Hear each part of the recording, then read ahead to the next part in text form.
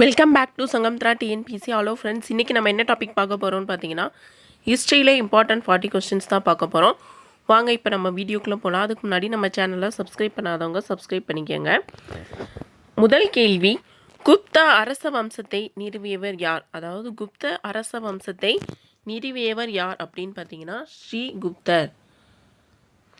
இந்தியாவில் முதற்கட்ட நகரமயமாக்கத்தின் சின்னம் எது? இந்தியாவில் முதற்கட்ட நகரமயமாக்கத்தின் சின்னம் எதுன்னு பார்த்தீங்கன்னா சிந்துவெளி நாகரிகம். நீர் இறைப்பதற்காக பல பீப்பாய்கள் இணைக்கப்பட்ட சக்கரமான பாரசீக சக்கரம் யாருடைய காலத்தில் அறிமுகப்படுத்தப்பட்டது? நீர் இறைப்பதற்காக பல பீப்பாய்கள் கொண்ட சக்கரமான பாரசீக சக்கரம் யாருடைய காலத்தில் அறிமுகப்படுத்தப்பட்டது? சரியான விடை பாபர். 1526 1530 வரைக்கும் பாபருடைய காலம் 1526 1530. குப்தர் காலத்தில் மக்களால் பேசப்பட்ட மொழி மற்றும் அலுவலக மொழிகள் எவை? குப்தர் காலத்தில் மக்களால் பேசப்பட்ட மொழி மற்றும் அலுவலக மொழிகள் எவை? என்னன்னு பார்த்தீங்கன்னா பிராகிருதம் மற்றும் சமஸ்கிருதம். குப்தர் காலத்தில் மக்களால் பேசப்பட்ட மொழி பிராகிருதம், அவங்களோட அலுவலக மொழி சமஸ்கிருதம். மாமல்லபுரத்தில் உள்ள நினைவு சின்னங்களும் கோவில்களும் யுனெஸ்கோவால் எப்போது அங்கீகரிக்கப்பட்டது? மாமல்லபுரத்தில் உள்ள நினைவு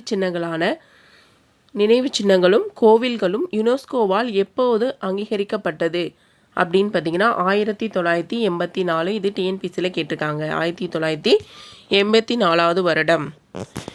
தென்னிந்தியாவில் உள்ள மிக பழமையான கட்டுமான கோயில் எது? தென்னிந்தியாவின் மிக பழமையான கட்டுமான கோயில் கடற்கரை கோயில். புரந்தர் உடன்படிக்கை எப்போது ஏற்பட்டது? புரந்தர் உடன்படிக்கை எப்போது ஏற்பட்டதுன்னு பார்த்தீங்கன்னா 1565 ஜூன் 11 யார் யாருக்கு இடையில் நடைபெற்றதுன்னு பார்த்தீங்கன்னா ராஜா ஜெய்சிங் வர்சஸ் சிவாஜி. இவங்க 2 பேருக்கு இடையிலே தான் புரந்தர் உடன்படிக்கை நடைபெற்றது. புரந்தர் உடன்படிக்கை 1565 ஜூன் 11 ராஜா ஜெய்சிங் மற்றும் சிவாஜி இவர்களுக்கு இடையில் நடைபெற்றிருக்கு. இது ஆல்ரெடி டிஎன்பிசியில் கேட்ட கொஸ்டின். புரந்தர் உடன்படிக்கை. யாருடைய காலம் பக்தி இலக்கியங்கள் காலம் என அறியப்படுகிறது? யாருடைய காலம் பக்தி இலக்கியங்கள் காலம் என அறியப்படுகிறது? சோழர்களின் காலம், சோழர்களோட காலம். கோவில்களுக்கு கொடையாக வழங்கப்பட்ட நிலங்கள் எவ்வாறு அழைக்கப்படுகிறது? கோவில்களுக்கு கொடையாக வழங்கப்பட்ட நிலங்கள் எவ்வாறு அழைக்கப்படுகிறது அப்படின்னு பார்த்தீங்கன்னா தேவதானம். அடுத்து, டெல்லி ஒரு பரந்து விரிந்த நேர்த்தியான நகரம் என்று விவரித்தவர் யார்? டெல்லி ஒரு பரந்து விரிந்த நேர்த்தியான நகரம் என்று விவரித்தவர் யார் அப்படின்னு பார்த்தீங்கன்னா இபன் பதூதா. இபன் பதூதா இவர் ஒரு மொரோக்கோ நாட்டு அறிஞர். இபன் பதூதா தான் டெல்லி ஒரு பரந்து விரிந்த நேர்த்தியான நகரம் அப்படின்னு சொல்லியிருக்காரு.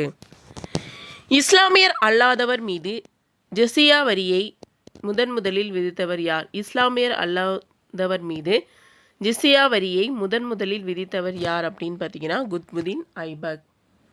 ஜிஸியா வரி முதலில் விதித்தவர் குத்புதீன் ஐபக்.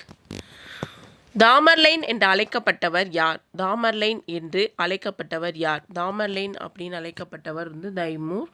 இவர் மத்திய ஆசியாவின் சாமர்கண்ட் பகுதியை ஆட்சி செய்தவர். மத்திய ஆசியாவில் சாமர்கண்ட் அப்படிங்கிற பகுதியை ஆட்சி செய்தவர். ராவி நதிக்கரையில் உள்ள மணல் திட்டுகளை ஆங்கிலேயர்கள் அகழ்வாராய்ச்சி செய்த வருடம். ராவி நதிக்கரையில் உள்ள மணல் திட்டுகளை ஆங்கிலேயர்கள் அகழ்வாராய்ச்சி செய்த வருடம் 1920. சிந்துவெளி நாகரத்தின் முன்னோடி என கருதப்படுவது எது? சிந்துவெளி நாகரிகத்தோட முன்னோடி அப்படின்னு கருதப்படுவது மெஹர்கர். இதுவும் டிஎன்பிசியில் கேட்ட கொஸ்டின்.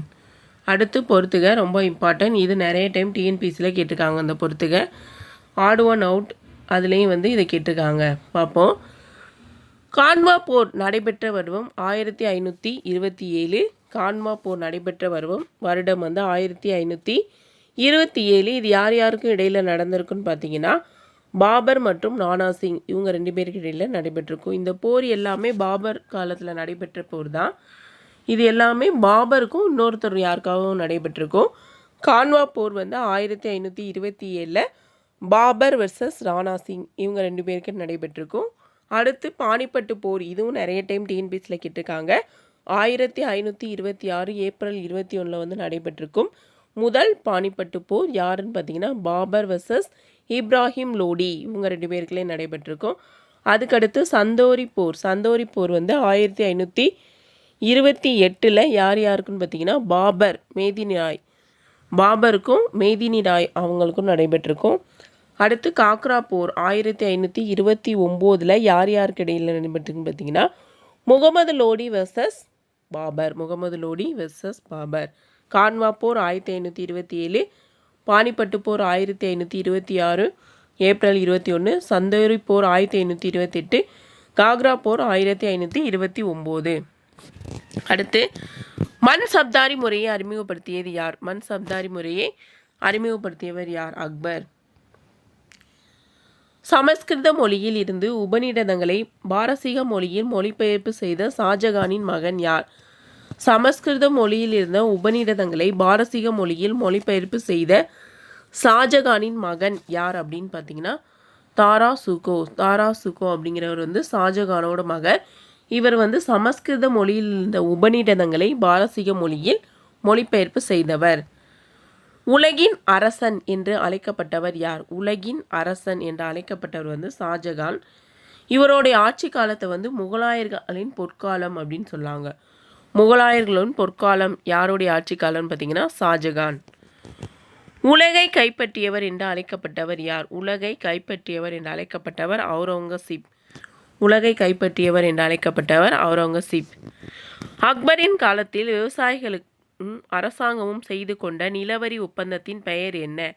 அக்பரின் காலத்தில் விவசாயிகளும் அரசாங்கமும் செய்து கொண்ட நிலவரி ஒப்பந்தத்தின் பெயர் என்ன? குபிலியாத். அடுத்து முதிர்ச்சியடைந்த அரப்பா நாகரிகத்தை சார்ந்த தானிய களஞ்சியம் கண்டுபிடிக்கப்பட்ட ராகிகர்கி இம்மாநிலத்தில் அமைந்துள்ளது. முதிர்ச்சியடைந்த அரப்பா நாகரிகத்தை சார்ந்த தானிய களஞ்சியம் கண்டுபிடிக்கப்பட்ட ராகிகர்கி இந்த மாநிலத்தில் அமைந்துள்ளது. எங்கன்னு பார்த்தீங்கன்னா ஹரியானா. கலிபங்கல் என்றால் என்ன? கலிபங்கல் என்றால் என்ன அப்படின்னு பார்த்தீங்கன்னா கருப்பு வளையல். அடுத்து சிந்து சமவெளி நாகரிகம் ஆரியர் படையெடுப்பில் அழிந்தது என்ற கருத்தை வெளியிட்டவர் யார்? சிந்து சமவெளி நாகரிகம் ஆரியர் படையெடுப்பில் அழிந்தது என்ற கருத்தை வெளியிட்டவர் வந்து மார்டிமர் வீலர். கப்பல் செப்பனிடும் துறை எங்கு கண்டுபிடிக்கப்பட்டது? கப்பல் செப்பனிடும் துறை எங்கு கண்டுபிடிக்கப்பட்டது? லோத்தல். மகள்வாரி முறை எப்போது அறிமுகப்படுத்தப்பட்டது? மகள்வாரி முறை எப்போது அறிமுகப்படுத்தப்பட்டதுன்னு பார்த்தீங்கன்னா 1833 வில்லியம் பெண்டிங் அவர் தான் அறிமுகப்படுத்தியிருப்பார். அடுத்து வெடியுப்பை பயன்படுத்தி நீரை குளிர்விக்கும் முறையை பரவலாக்கிய பெருமை யாரை சேரும்? வெடியுப்பை பயன்படுத்தி நீரை குளிர்விக்கும் முறையை பரவலாக்கிய முறை வந்து யாரை சேரும்னு பார்த்தீங்கன்னா அக்பர். பாரசீக சக்கரம் அது பார்த்தீங்கன்னா பாபர். இது வந்து வெடியுப்பை பயன்படுத்தி நீரை வந்து குளிர்விக்கும் முறை வந்து அக்பர்.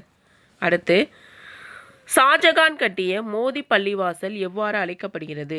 ஷாஜகான் கட்டிய மோதி பள்ளிவாசல் எவ்வாறு அழைக்கப்படுகிறது அப்படின்னு பார்த்தீங்கன்னா முத்து மசூதி. இதுவும் டிஎன்பிசியில் கேட்டிருக்காங்க. மோதி பள்ளிவாசல் தான் முத்து மசூதி அப்படின்னு சொல்கிறாங்க. நாதிர் ஷா மயிலாசனத்தை எடுத்து சென்ற ஆண்டு? நாதிர் ஷா மயிலாசனத்தை எடுத்து சென்ற ஆண்டு 1739. முகலாயர் காலத்தில் சட்டம் ஒழுங்கு பராமரிப்பாளர் எவ்வாறு அழைக்கப்படுகிறார்? முகலாயர் காலத்தில் சட்டம் ஒழுங்கு பராமரிப்பாளர் கொத்வால் அப்படின்னு அழைக்கப்படுகிறார். கொத்வால். அடுத்த கேள்வி, வாழ்க்கை முழுவதும் தவறி விழுந்த ஹுமாயூன் வாழ்க்கையை விட்டே தவறி விழுந்து இறந்தார் என்று கூறியவர் யார்? வாழ்க்கை முழுவதும் தவறி விழுந்த ஹுமாயூன் வாழ்க்கையை விட்டே தவறி விழுந்து இறந்தார் என்று கூறியவர் யார்? ஸ்டேன்லி லேன்ஃபுல்.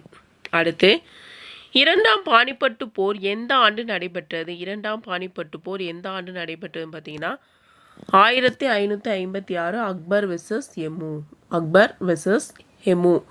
முதல் பானிப்பட்டு போர். இதுவே முதல் பானிப்பட்டு போர் எப்பன்னு பார்த்தீங்கன்னா 1526 ஏப்ரல் 21 பாபர் வெர்சஸ் இப்ராஹிம் லோடி. இது ரெண்டுமே டிஎன்பிசியில் கேட்டிருக்காங்க. முதல் பானிப்பட்டு போர் 1526, இரண்டாம் பானிப்பட்டு போர் 1556 அக்பர் வெர்சஸ் ஹெமு. சஹல்கானி என்பது எத்தனை பேர் கொண்ட குழுவாகும்? சஹல்கானி என்பது எத்தனை பேர் கொண்ட குழுவாகும்? சஹல்கானி அப்படிங்கிறது 40 பேர் கொண்ட குழு. ஒரு நகர பயன்பாட்டிற்கான கூறுகள் எந்த காலத்தில் காணப்பட்டன? ஒரு நகர பயன்பாட்டிற்கான கூறுகள் எந்த காலத்தில் காணப்பட்டன? முதிர்ச்சியடைந்த காலம். இந்தியாவில் முஸ்லிம்களின் ஆட்சியை கிபி 12ஆம் நூற்றாண்டில் நிறுவியவர் யார்? இந்தியாவில் முஸ்லிம்களின் ஆட்சியை கிபி 12ஆம் நூற்றாண்டில் நிறுவியவர் பார்த்தீங்கன்னா முகமது கோரியை தொடர்ந்து தான் அக்பர், பாபர், முகலாயர் வம்சம் வந்திருக்கும். நாலந்தா பல்கலைக்கழகத்தை தரைமட்டமாக்கிய துருக்கிய வீரர் யார்? நாலந்தா பல்கலைக்கழகத்தை தரைமட்டமாக்கிய துருக்கிய வீரர் பக்தியார் கில்ஜி.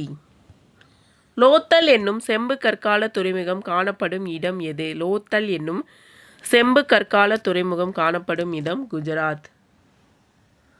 குப்தர்களின் பொற்காசுகள் எவ்வாறு